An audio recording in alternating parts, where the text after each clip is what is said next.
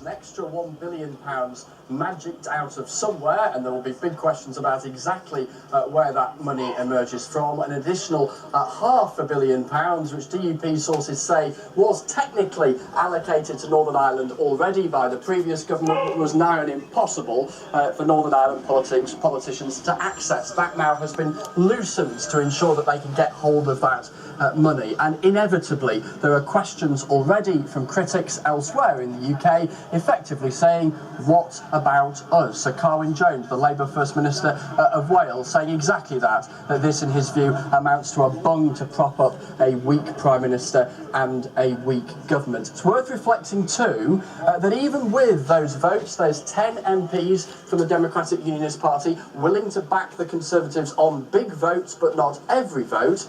It still only leaves those two parties with a working majority of 13. In other words, very precarious. You only need a large taxi full of disgruntled Conservative MPs to say, hang on a minute, we don't like this particular thing that's being voted on this particular night, and Theresa May still has a huge headache.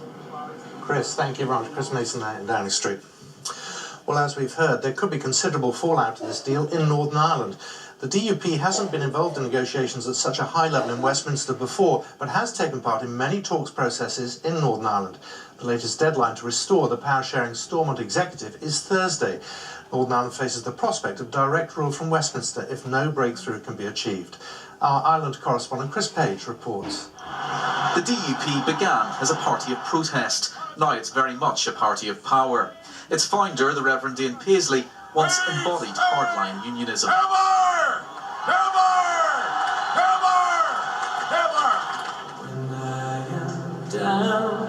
But eventually there was a remarkable compromise. In 2007, the DUP reached an agreement with Sinn Féin. Mr Paisley became the joint head of a power-sharing devolved government, along with the former IRA commander, Martin McGuinness. However, the relationship between the parties was never easy. Earlier this year, Sinn Féin pulled out of the Stormont executive. Northern Ireland has been without a devolved government for almost 6 months. 2 deadlines have already come and gone, but the government says Thursday really is the final date to restore power sharing. Otherwise, it's likely ministers in London will have to take over making decisions for this part of the UK.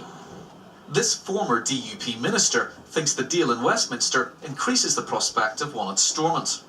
All politicians here will want to see extra money for health and education. If there's extra money coming for specific infrastructure projects, that's something that will benefit everybody in the...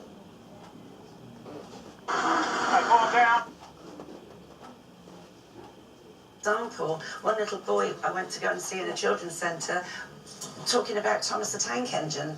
Yeah. Use your imagination. Absolutely. Can I finally say, because we have run out of time, how are your boys now? Oh, they're great, thank you. Good. Yes, they're really great, because I believe them. Even if they're finding mission earlier this year.